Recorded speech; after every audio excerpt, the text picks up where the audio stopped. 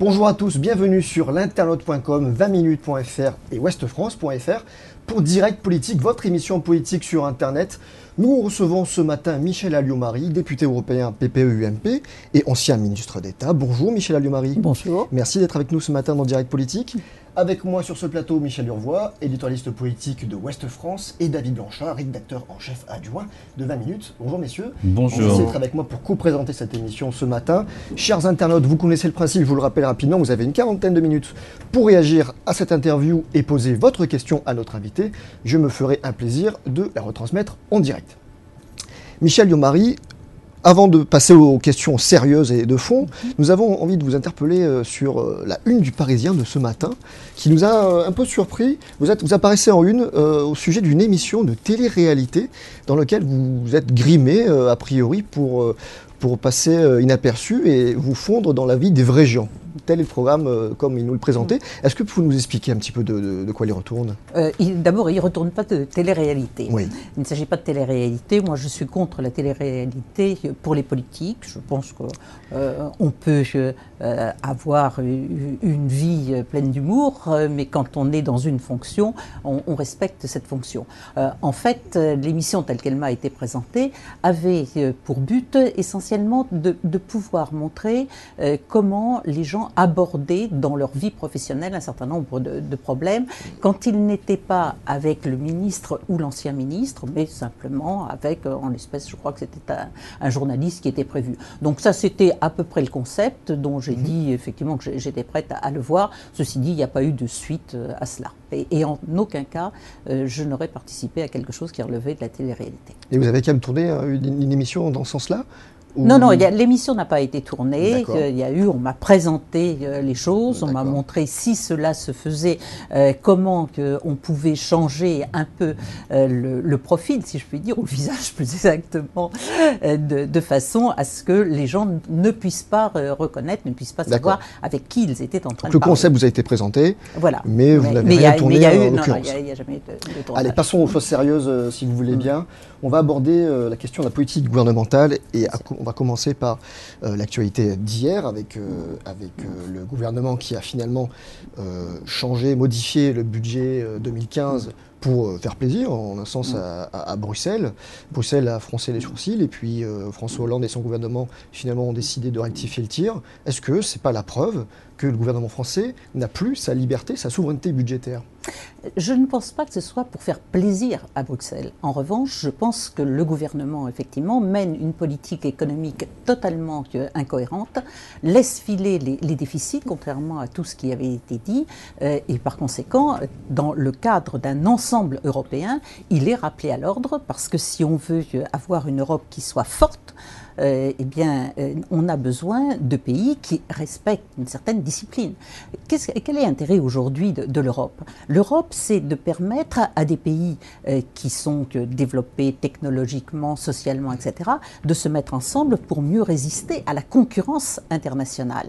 Aujourd'hui, l'unité économique, en quelque sorte, ce sont des ensembles ou des pays qui pèsent à peu près 1 milliard d'habitants. Il est évident que dans ce cadre, un pays, mettons comme la France, avec ses 65 millions d'habitants, même si nous avons l'histoire qui est la nôtre, même si nous avons les atouts qui sont les nôtres, n'a pas la possibilité de résister. Il faut donc faire un ensemble. Et c'est ça l'idée de l'Europe, avoir un ensemble de 500 millions d'habitants qui permettent de discuter, de négocier avec des puissances importantes. Est-ce que les faits ne sont pas en train de tempérer votre analyse, votre constat, puisque on voit que l'excès de rigueur pénalise la croissance, des économistes s'en inquiètent. Hier, le moral des patrons allemands était en forte baisse et inquiète d'ailleurs les milieux boursiers, ça a surpris un peu tout le monde. Est-ce que l'excès de rigueur n'est pas un mal plus qu'un bien ? Le problème n'est pas l'excès de rigueur. Le problème est de savoir si on est capable de garder une certaine compétitivité.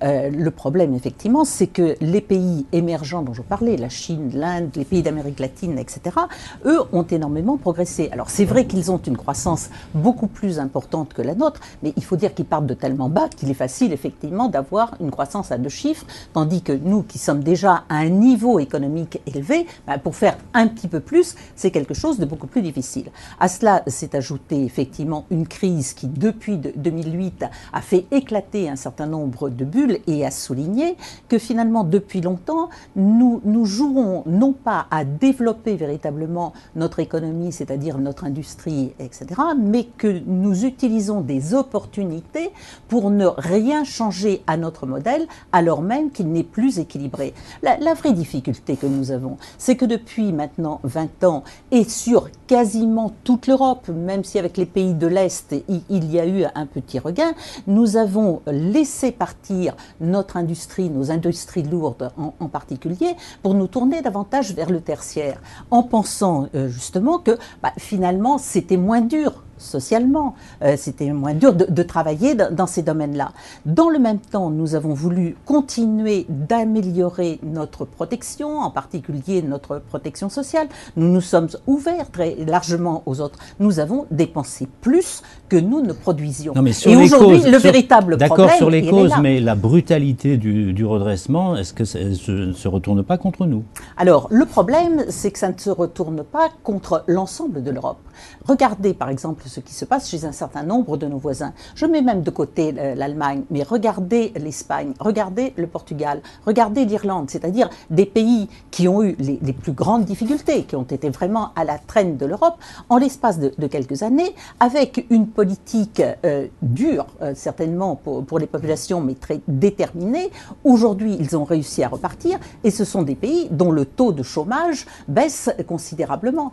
Nous, en France, quel est le problème que nous avons? C'est qu'à force de vouloir reporter sans arrêt les réformes, à force de vouloir reporter sans arrêt les efforts, à force de ne jamais vouloir mettre en cause un certain nombre d'acquis, nous nous trouvons effectivement dans une situation où il y a un gap, si je puis dire, extrêmement important entre ce qui est exigé, c'est-à-dire que nous ramenions un système où nous ne dépensons pas plus que nous créons, et d'autre part, les situations actuelles qui nous font dépenser beaucoup plus. Le gouvernement prévoit des réformes, notamment 21 milliards d'économies, et la droite conspue ces réformes en disant qu'il s'en prend à la sécurité sociale, donc à certains avantages. Selon vous, sur quoi est-ce qu'il faudrait faire ces économies? Si vous voulez, moi, ce que je constate surtout, c'est que chaque fois que le gouvernement dit on fait des économies, dans le même temps, il redépense de l'argent. Bon. Des réformes, on en avait commencé avant l'arrivée au pouvoir de François Hollande, et notamment en essayant d'alléger le poids de l'État. Parce qu'en France, qu'est-ce qui se passe? C'est que par rapport à toute l'Europe, nous avons l'État qui... Alors, notamment sur la réduction du nombre des fonctionnaires. Et c'est bien ce qui avait été entrepris pendant 3 ans. Or, on avait réussi, je crois, de mémoire, à peu près à diminuer de 150 000 le nombre des fonctionnaires, ce qui nous laissait d'ailleurs encore très largement en tête de tous les pays européens. Lorsque François Hollande est arrivé, immédiatement, ceci a été pratiquement annulé par la création de 60 000 emplois qu'on ne réussissait d'ailleurs pas à satisfaire dans les rangs de l'éducation nationale. Et ce dont on a l'impression, c'est que tout en affichant que l'on veut faire des réformes, on va exactement à l'inverse de ce qu'il faut faire. Madame, est-ce que la droite française est tout à fait cohérente et toujours cohérente? Parce que quand on annonce des économies, immédiatement derrière, ah non, pas touche à la défense, pas touche aux collectivités locales, pas touche à la sécurité sociale, pas touche à ceci, à cela, on n'entend que ça à l'Assemblée nationale.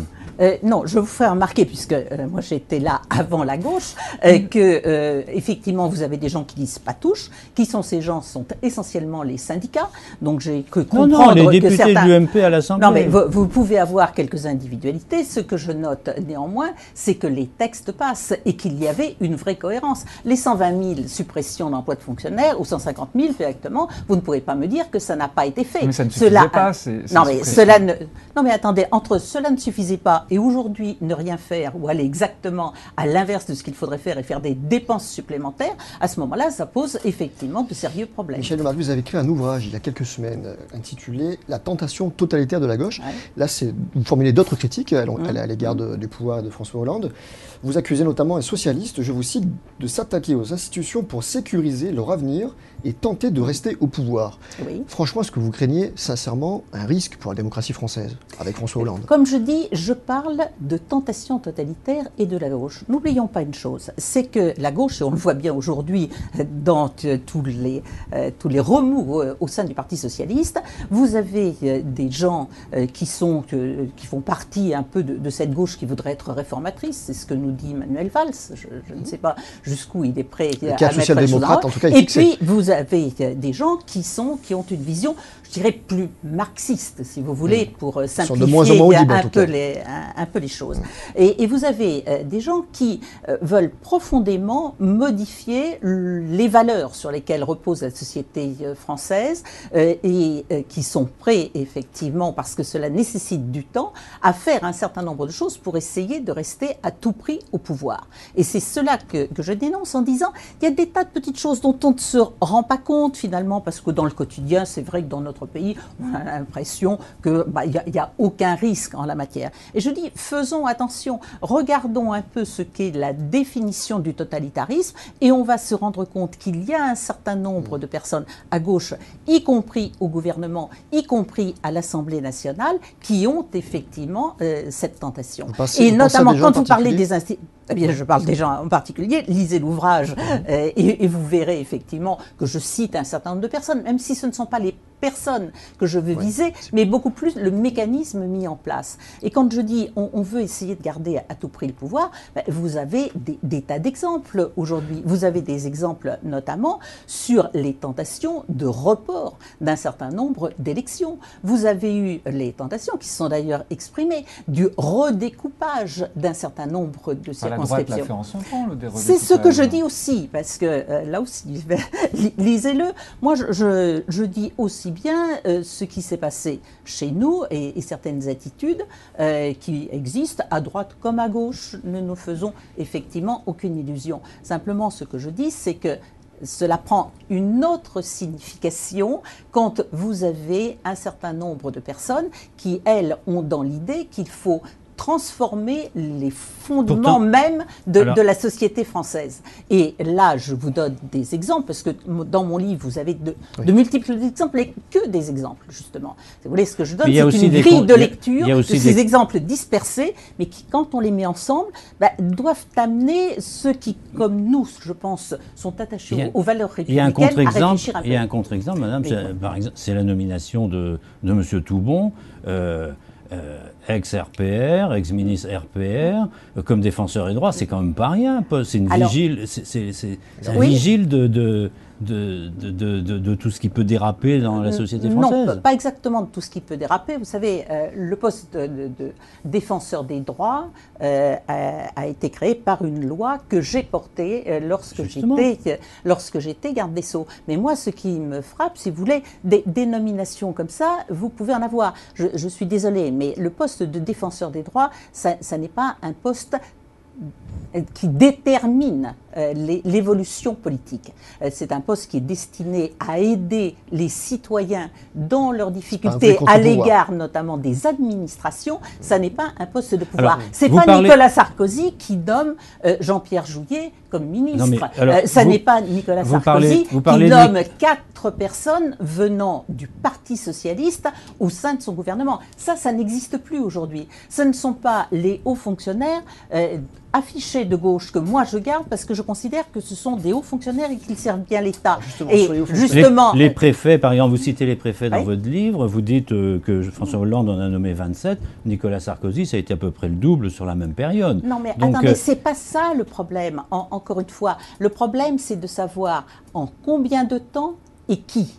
Parce que des préfets, on en nomme pratiquement à chaque conseil des ministres. Sauf que, en l'espace de 8 jours, vous changez les postes les plus importants. Vous changez, par exemple, et en période où il y a un risque terroriste, le directeur de la police nationale, en même temps, le directeur du renseignement intérieur, en même temps, le patron du RAID, en même temps, le préfet de police de Paris. Ça a une signification. Ça veut dire que, alors même qu'il y a un risque potentiel, alors même qu'il y a un intérêt à scier ce que les militaires appellent un tuilage de façon à assurer une véritable continuité, non, on fait disparaître tout le monde au seul motif, parce que la compétence technique de ces personnes n'a jamais été mise en cause, au seul prétexte qu'ils avaient un lien avec Nicolas Sarkozy. C'est ça le problème. Sur ce point-là, vous pensez que François Hollande a pu mettre en danger certaines décisions pour protéger les Français? Moi, je pense que l'intérêt politicien l'a emporté sur l'intérêt général.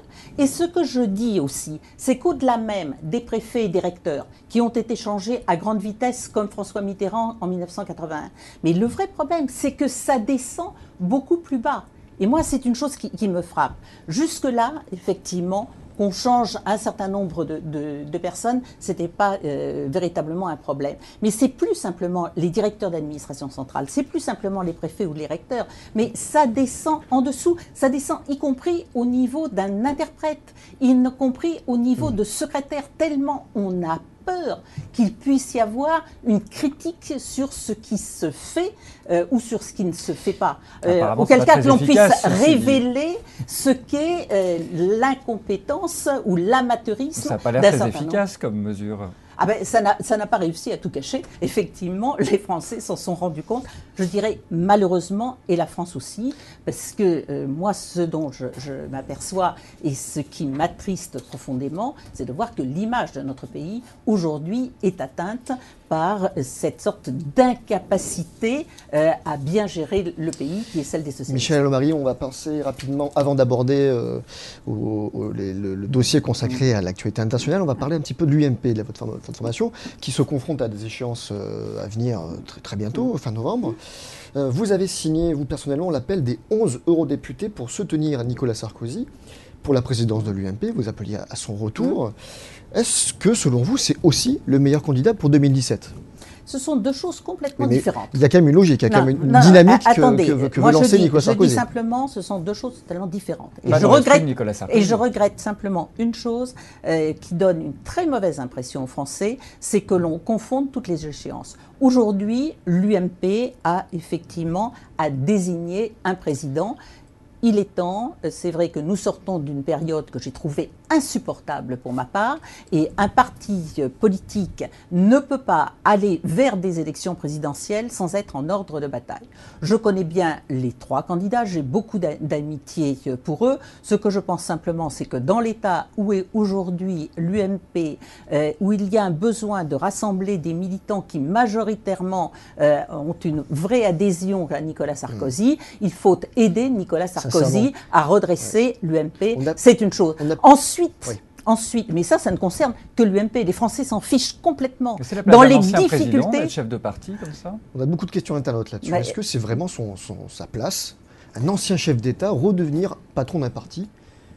Ouais, écoutez, ça, c'est lui que ça concerne. Moi, je trouve que c'est une chance que quelqu'un ayant son expérience, son entre-gens, son énergie, les mette à la disposition de son parti politique. Je trouve que c'est plutôt quelque chose de bien pour le parti, et moi, c'est ce qui m'intéresse. Mais encore une fois, c'est le parti, c'est pas le problème des Français au quotidien. Le problème des Français au quotidien, aujourd'hui, c'est de savoir comment ils vont boucler leur fin de mois.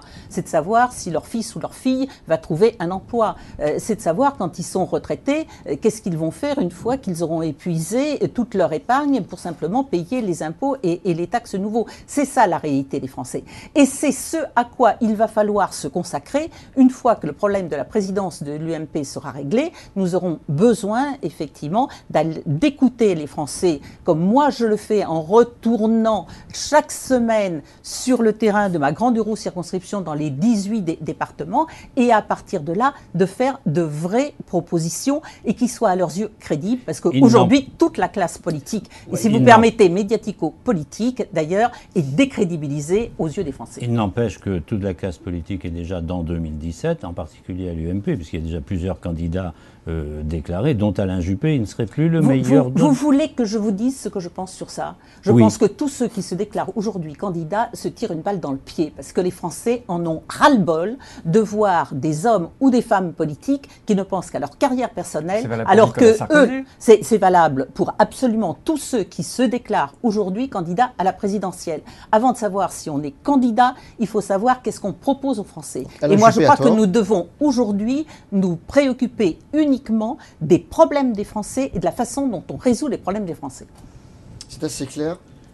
Mais il faut quand même assainir l'UMP, donc dans un premier temps. Et il y a un cas que vous connaissez bien, puisque vous le côtoyez au Parlement européen, c'est M. Lavrieux. Oui. Quelle réflexion vous inspire sa situation? Certes, il a pris ses distances par rapport au parti, mais il est toujours député européen. Or, il a avoué quand même 18 millions de factures douteuses. C'est lui qui le reconnaît, etc. Est-ce qu'il est bien à sa place encore là où il est aujourd'hui? D'abord, je ne crois pas qu'il ait avoué avoir fait 18 millions de fausses factures. Moi, ce que je dis simplement, comme ancien garde des Sceaux, c'est qu'on ne peut pas faire deux poids, deux mesures. Il y a une jurisprudence qui avait été créée il y a quelques années, pour le gouvernement d'ailleurs uniquement, consistant à dire qu'un ministre mis en examen devait se retirer. Je ne suis pas sûre que ça a été toujours d'ailleurs totalement bien appliqué. Aujourd'hui, Jérôme Lavrieux, que je sache, n'est pas mis en examen. N'est même pas mis en examen. Il est encore moins condamné. Au sein de l'UMP, il y a des gens qui demandent sa démission. Nicole Hamelin, par exemple. D'accord, mais je dis simplement, il faudrait que tous ceux qui sont mis en examen, voire qui ont été condamnés, soient mis à l'écart de l'UMP. Or, je rappelle quand même une chose en ce qui concerne la mise en examen, c'est que on est présumé innocent jusqu'à ce qu'il y ait une condamnation.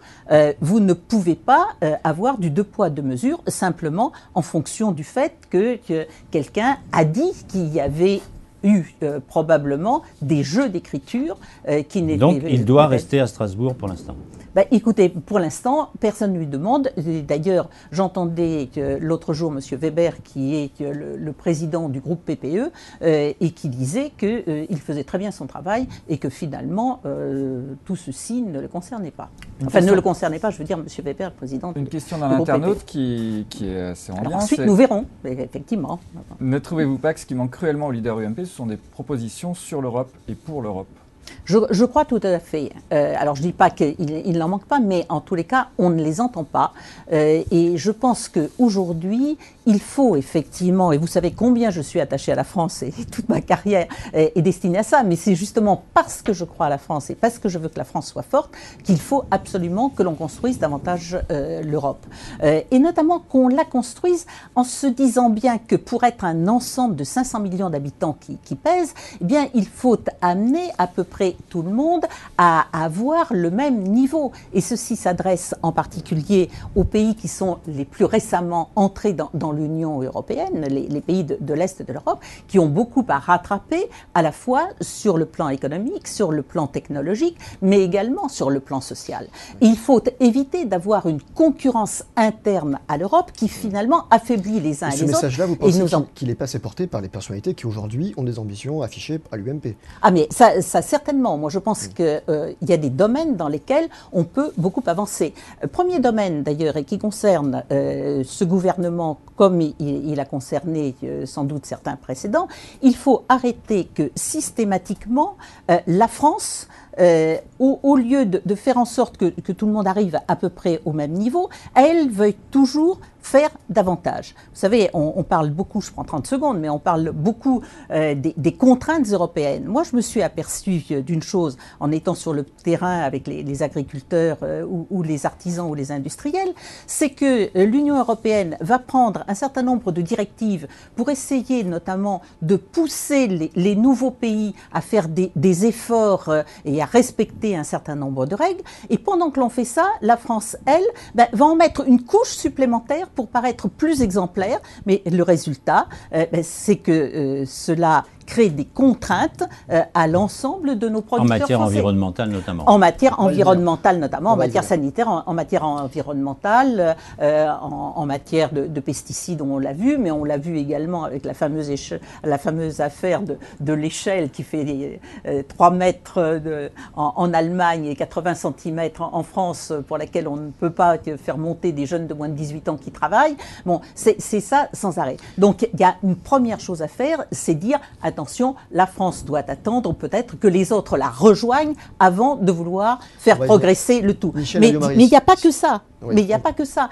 Regardez sur l'immigration, par exemple. Oui. C'est un problème qui agite tout le monde. Moi, ce qui me frappe... On va en parler, oui. Alors, nous reviendrons si vous voulez à ce moment-là. Madame Allumaris, ce que je vous propose, c'est qu'on va passer 5 minutes à notre séquence qu'on appelle la séquence pour ou contre. Oui. On va vous proposer 5 propositions. Vous me dites Oui. rapidement, en 30 secondes, si vous êtes pour ou contre, et à nous l'explication sur des propositions très précises, pour aborder un petit peu de fond. D'accord. Pour ou contre un contrat de 5 ans dans la fonction publique? Écoutez, c'est ce qui se passe dans les armées ça ne fonctionne pas si mal. Alors, bien entendu, il y a tous les droits acquis qui existent. Mais d'ailleurs, ça existe aussi en partie. C'est pas expliqué exactement comme ça. Vous avez 2 statuts dans la fonction publique. Vous avez un statut de fonctionnaire avec toutes les garanties de continuité sur l'ensemble de la carrière. Et là, peut-être faudrait, si on maintient ça, et je ne suis pas contre le fait de le maintenir, mais il faut aussi dire très précisément quelles sont les contreparties, notamment à l'égard du public, parce que ça veut dire que si ces gens sont là et avec toutes ces garanties, c'est aussi pour garantir la continuité absolue du service public et la neutralité absolue du service public. Et puis, vous avez des gens que l'on appelle des contractuels. Alors, ça prend, selon les ministères, des noms divers, mais ces gens sont là sur une période déterminée. Quand il s'agit des militaires, ce sont des contrats avec une date très précise. Pour les autres, parfois, il n'y a pas un véritable butoir et c'est souvent là où ça pose des problèmes. Deuxième proposition. On a bien rapidement. compris. Alors, très brièvement, c'est une proposition de l'UMP, enfin de Nicolas Sarkozy d'ailleurs, le recours au référendum, recours régulier. Moi, au je suis référendum. gaulliste. Je suis gaulliste, je préside le mouvement gaulliste au sein de l'UMP à travers le Chêne, et je dis très clairement, oui, il faut recourir beaucoup plus fréquemment au référendum en le dépolitisant, parce que le grand problème, c'est comme on l'utilise peu, ça devient finalement un plébiscite. On ne va plus regarder la question, on va regarder qui la pose. Est-ce qu'on est pour le président qui la pose général de Gaulle, c'était ça, contre? il mettait sa démission dans la balance. Non, et du coup, vous on aviez un votait. vrai fond et surtout, vous aviez des questions qui étaient aisément compréhensibles par les gens. Le grand problème, et sur Maastricht, qui a été l'un des derniers référendums, l'un des derniers référendats, pardon, eh bien, sur Maastricht, par exemple, comment voulez-vous, alors que même moi, qui suis juriste, j'avais du mal à comprendre ce traité, et on demande aux gens d'approuver un traité dont ils ne comprennent pas Non, c'est pas ça le référendum, et c'est pour ça que je dis des référendums plus fréquents, des référendats plus fréquents sur des questions précises et des questions claires aux yeux de ceux qui votent, oui, ça c'est une façon de redonner directement le pouvoir à ceux qui ont la seule légitimité, c'est-à-dire Mais sans les que le Français. président mette sa démission dans la balance, alors. Ah, mais sans que le président mette sa démission dans la balance, bien entendu. On parle immigration, réforme du droit d'asile et du regroupement familial, vous y êtes favorable ou pas? Alors, je pense qu'il faut d'abord une chose, il faut avoir une législation européenne. Et il faut que les règles soient les mêmes dans tous les pays européens. Aujourd'hui, la France a des problèmes particuliers. Pourquoi? Parce qu'elle est de très loin celle qui donne le plus de facilité à l'accueil, y compris quand il s'agit d'immigration irrégulière. Et ça, c'est un véritable problème. Alors quand vous avez des pays européens, parce qu'il y en a aussi un certain nombre, qui sont très généreux, je dirais très généreux avec l'argent des autres, parce que ce sont souvent ceux qui reçoivent le moins de personnes et qui trouvent que les autres n'en font jamais assez. Et comme ils reçoivent très peu aussi, parce que eux n'offrent pas les mêmes garanties, je dis il faut avoir les mêmes règles sur l'accueil, ce qui est loin d'être le cas aujourd'hui, et il faut avoir les mêmes conditions d'accueil dans tous les pays. À ce moment-là, il est probable que l'on aura une répartition qui permettra effectivement de régler les choses. Maintenant, en ce qui concerne le regroupement familial, je pense que c'est la combinaison du regroupement familial et du droit du sol est probablement aujourd'hui à l'origine d'un certain nombre des difficultés, notamment d'assimilation qu'il peut y avoir. Madame, êtes-vous pour ou contre, Madame le député européen, puisque vous y tenez, êtes-vous pour ou contre la mise en... Je vous ai dit que c'est pas que j'y tiens, parce que je pense que c'est accessoire, je pense que les titres sont neutres, que Madame ou Monsieur, ça suffit largement. Maintenant, moi, ce qui m'intéresse, c'est ce qu'on peut faire quand on est dans un poste beaucoup plus que la Alors justement, êtes-vous pour ou contre la mise en place d'un plan d'investissement de 300 milliards à l'échelle européenne? Est-ce que vous soutenez cette initiative? Écoutez, moi, ce que je pense, c'est que nous avons besoin d'un plan de relance dans le domaine de la recherche en particulier. Parce que les grands pays dont je vous parlais tout à l'heure, la Chine, l'Inde, etc., pendant très longtemps, on a pensé que c'était nos concurrents simplement parce qu'ils avaient des prix, des salaires extrêmement bas et peu de protection sociale. Mais on a oublié qu'ils faisaient aussi beaucoup de progrès technologiques. Et que nous, notre façon, finalement, de résister à la concurrence, c'est toujours d'avoir une marge technologique supérieure. Donc, il est nécessaire qu'il y ait moins de concurrence en matière de recherche dans l'ensemble de l'Europe, et ce n'est pas évident aujourd'hui, y compris entre la France et l'Allemagne, on le voit très facilement, et il faut investir dans ce domaine-là. Ensuite, il faut savoir qu'est-ce qu'on fait de ces 300 milliards. Parce qu'il y a d'autres projets qui, à mon avis, ne sont pas forcément des projets qui vont permettre de réellement relancer la croissance. Michel Lemarie, on va passer le reste de l'émission à parler d'actualité internationale. Il nous reste 10 bonnes minutes. Et on va commencer par l'actualité ukrainienne. Vous savez que les pro-occidentaux ont remporté les élections très ce week-end, très largement. Oui. Alors, question franche, est-ce que l'Ukraine a vocation un jour à rentrer dans l'Union européenne ? Écoutez, je pense qu'il ne faut pas voir les choses comme ça. On l'a beaucoup fait. Vous savez que c'est une proposition, le président Poroshenko, qui a déjà annoncé qu'il allait préparer la candidature pour 2020. Oui, non, mais ça 2020, il n'y a aucune chance quand on voit le temps nécessaire. Parce qu'il ne faut pas faire rentrer des pays, on l'a un peu fait, hein, il faut le reconnaître, notamment après la fin du mur de Berlin.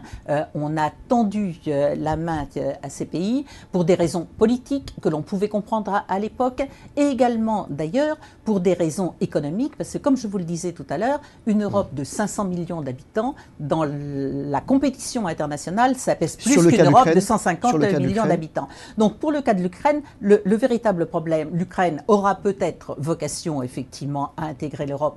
Pourquoi pas dans l'avenir, nous avons un certain nombre de points communs, mais à condition qu'elle ait préalablement, effectivement, rempli toutes les conditions pour être au même niveau. Ce qui, aujourd'hui, n'est pas évident. Mais nous sommes sur le continent européen. Qu'est-ce que propose l'Europe à ceux qui ont gagné les élections, là, qui attendent beaucoup de nous? C'est justement ça le problème. Parce que qu'est-ce que propose l'Europe? L'Europe propose un modèle, serait très bien.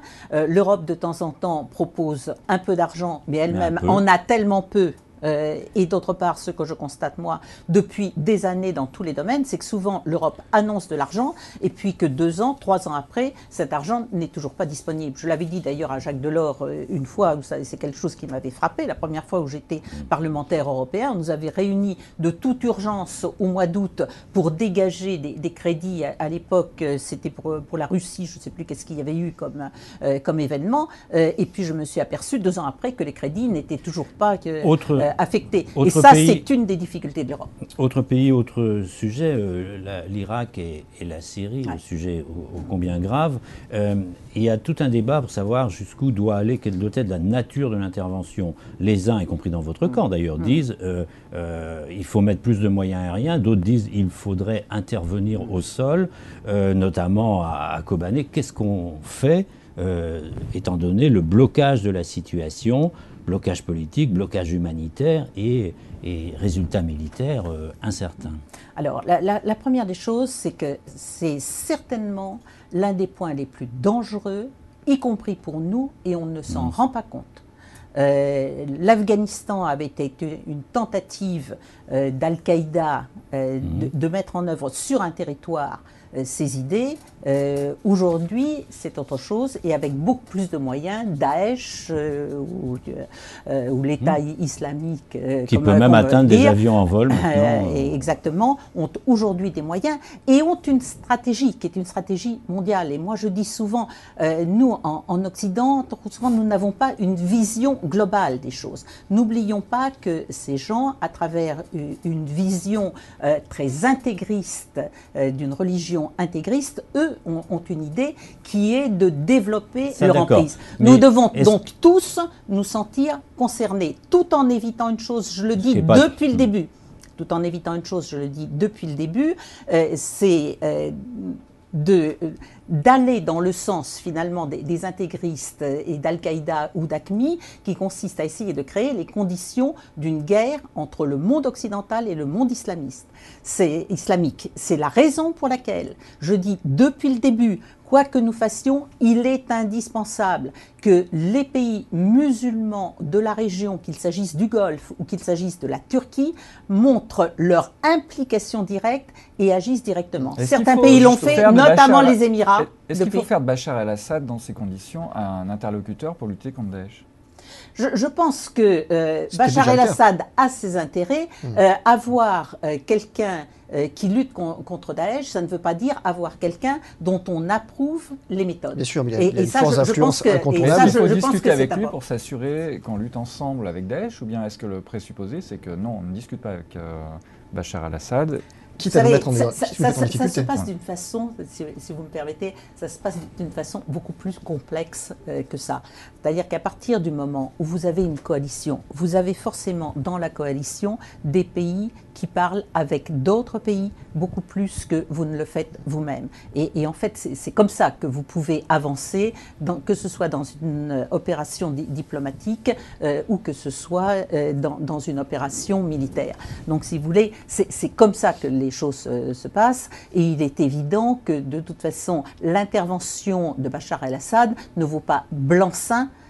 Son intervention contre Daesh ne peut pas valoir blanc-seing pour la politique qu'il mène dans son pays. Ceci dit, il y a probablement pour l'ensemble du monde occidental plus de danger de la part de Daesh que de la part de Bachar el-Assad. C'est dit, on va consacrer les 5 dernières minutes au fil de la semaine en restant dans l'actualité internationale. On va commencer par commenter l'actualité de vendredi, si vous voulez bien. Oui, Madame, le Conseil européen vendredi a décidé de réduire de 40% les émissions de gaz à effet de serre d'ici à 2030. Vous parliez tout à l'heure de la concurrence des grands de ce monde et de la compétitivité. Est-ce que c'est raisonnable alors que la Chine et les États-Unis peuvent continuer à produire et à polluer au moindre coût? Il est évident que quand on fixe comme ça des objectifs sans tenir compte des réalités, on a de fortes chances de se retrouver à la fin avec un écart assez important entre le réalisé et les objectifs. L'objectif est alors trop important, trop ambitieux. Alors, attendez, j'essaie d'être raisonnable, c'est-à-dire de ne pas parler de ce que je ne connais pas bien. Je ne suis pas une spécialiste des problèmes de l'environnement. Je peux vous parler d'éducation, je peux vous parler de sport, je peux vous parler d'armée, je peux vous parler de justice, je peux vous parler de sécurité intérieure. Je ne vais pas vous dire. Alors, savoir si les gaz à effet de serre doivent se réduire de 38% ou de 43%, je suis complètement incapable de vous le dire. Je suis, comme chacun, préoccupé du devenir de la planète, du devenir de nos enfants, et je pense effectivement qu'il faut protéger l'environnement. Ceci dit, si on fixe un objectif en laissant certains pays, en n'arrivant pas à convaincre certains pays de ce que leur propre intérêt, d'ailleurs, c'est aussi de faire des efforts en la matière, on n'y arrivera pas. Donc il faut en même temps travailler avec la Chine et les États-Unis pour qu'ils progressent en même temps. Mais ça me paraît quelque chose d'évident. Ça me paraît évident. Il faut les convaincre. Et trop souvent, on ignore ses interlocuteurs. Vendredi toujours, Cameron a refusé de payer la rallonge de plus de 2 milliards d'euros au budget européen. Faut-il prendre des sanctions contre la Grande-Bretagne? Et est-ce que la Grande-Bretagne a toujours un rôle à jouer au sein de l'Union européenne? Doit-elle quitter l'Union européenne? Écoutez, moi je pense que la Grande-Bretagne a un rôle à jouer au sein de l'Union européenne parce que c'est effectivement un pays moderne et que ça permet à l'Europe d'être plus forte. Mais il faut aussi que la Grande-Bretagne se sente parfois un peu plus concernée par ce qui se passe en Europe et qu'elle n'en attende pas simplement des choses, mais qu'elle sache aussi qu'il y a un certain nombre d'obligations. Alors c'est vrai que Mme Thatcher avait obtenu de la part de l'Europe son fameux chèque. Ça ne devait durer qu'un certain temps. Ça n'a pas été remis en cause, ce que je regrette. Il y a un moment où il faut dire aussi, attendez, il y a une solidarité, on est dedans ou on est dehors, mais on ne peut pas être dedans quand ça arrange et dehors quand on ne veut pas. Il faut des sanctions. Il faut des sanctions, vous savez, il y a des tas de façons de faire. On va commenter l'actualité de lundi, si vous voulez bien, de hier. Donc, les sénateurs écologistes ont déposé hier une résolution pour que la France reconnaisse sans délai un État palestinien. est-ce que vous pensez que c'est une mesure qu'il faut approuver, un objectif qu'il faut Écoutez, suivre moi, rapidement? comme ministre des Affaires étrangères et d'ailleurs comme gaulliste, j'ai toujours dit, et depuis longtemps, qu'il était indispensable qu'il y ait deux États, l'État d'Israël et l'État de Palestine, qu'Israël soit garanti dans ses frontières et que sa sécurité et sa tranquillité soient assurées, et que d'un autre côté, il y ait un État palestinien. Alors, je pense en la matière que ce qu'il faut, c'est essayer de faire arranger les choses. Moi, je suis allé en Palestine, je suis même allé à Gaza quand j'étais ministre des Affaires étrangères. Je crois que j'étais le seul ministre européen à y être allé depuis des années, parce que je voulais montrer, effectivement, d'abord que l'Europe peut aller partout, et notamment quand elle a des choses à dire, y compris contre des gens qui ne veulent pas respecter un certain nombre de ces règles. Mais ce que je disais, c'est que j'ai vu à la fois Mahmoud Abbas, j'ai vu Netanyahou, et à l'époque, je leur ai dit, il y a un certain nombre de créneaux dans la vie, et il faut profiter de ces créneaux. Aujourd'hui, on a la possibilité de réaliser les deux avec une véritable garantie. Donc, il faut avancer. Et quand parfois il y a trop de réticence, il faut aussi montrer qu'on peut aller au-delà. Parce que là, il y a une nouvelle implantation mais à probablement, Jérusalem-Est qui sont en train de... Bien sûr, et nous les avons condamnés. La France les a condamnés systématiquement parce qu'il faut lutter contre tout ce qui peut permettre d'arriver à une solution de paix et à la reconnaissance, effectivement, de ces deux États. Littéralement l'État de Palestine, est-ce que vous pensez que c'est une bonne chose? Mais encore une fois, la France l'a dit, nous voulons deux États. Et à partir de ce moment-là, nous ne pouvons pas admettre tout ce qui est fait pour empêcher cette réalisation. Parce que ne l'oubliez pas, la tension et la guerre entre Israël et la Palestine sert aujourd'hui de prétexte à bon nombre de mouvements terroristes. Ils essaient d'y trouver la légitimité de leurs actions qui sont totalement inacceptables et irresponsables. Et donc, il faut faire avancer ce dossier, et je regrette pour ma part que l'Europe et la France, depuis plusieurs mois, n'aient pas suffisamment agi, voire n'ait rien fait pour essayer de trouver vraiment des solutions et pour faire avancer. Ce n'est pas nous peut-être qui personnellement allons tout trouver, mais il faut le faire aussi, comme je vous le disais tout à l'heure, avec des gens qui savent parler aux uns et aux autres, et qui, étant à l'extérieur, ont peut-être moins cette sensibilité, cette susceptibilité qui est un point de blocage. Il faut trouver des gens qui permettent de rétablir la confiance. C'est essentiel pour la sécurité des habitants de ces deux pays qui payent très cher, pour la région et, je dirais, pour l'équilibre du monde, y compris pour notre propre sécurité. Autre actualité internationale connue hier aussi, les résultats des élections en Tunisie, oui, où les laïcs ont gagné. C'est un pays que vous connaissez bien. Oui, et que j'aime beaucoup. Et que vous aimez beaucoup. Alors, après les épisodes que vous avez vous-même vécu, un bref moment, comme vous étiez au Quai d'Orsay, qu'est-ce que vous inspire cette évolution aujourd'hui? Écoutez, moi, je me réjouis effectivement que les laïcs soient en train de reprendre la main en Tunisie, parce que ça correspond à la société tunisienne. Moi, je vois tous mes amis tunisiens, et ils sont extrêmement nombreux, depuis le vendeur d'oranges jusqu'à des avocats ou des hommes d'affaires. C'est profondément ancré. Moi, j'aime ce pays parce que c'est le pays de la tolérance. C'est un de ces pays dans le monde qui ont réussi jusque-là à faire cohabiter tout le monde, justement grâce à une certaine laïcité qui est le respect des religions des uns et des autres. Et c'est vrai que j'étais très triste de voir la montée de mouvements intégristes, d'ailleurs, qui ne correspondent pas à la société tunisienne. Donc j'espère que ces élections vont être le moyen, effectivement, de faire avancer cette... Vous pensiez il y a quelques années que ça pouvait évoluer dans ce sens-là, lorsque vous...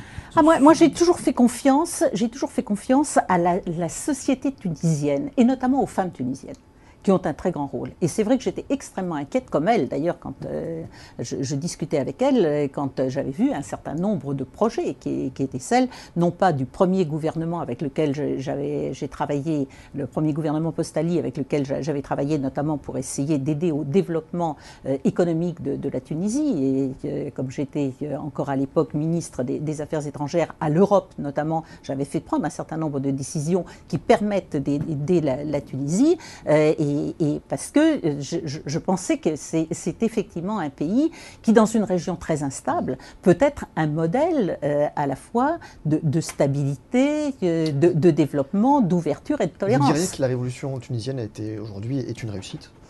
Attendez, je crois qu'on n'en est pas là. Je crois que les problèmes économiques ne sont pas réglés. Et tant que les problèmes économiques ne sont pas réglés, vous aurez une certaine fragilité. Ennahda, les islamistes, ont profité de ça.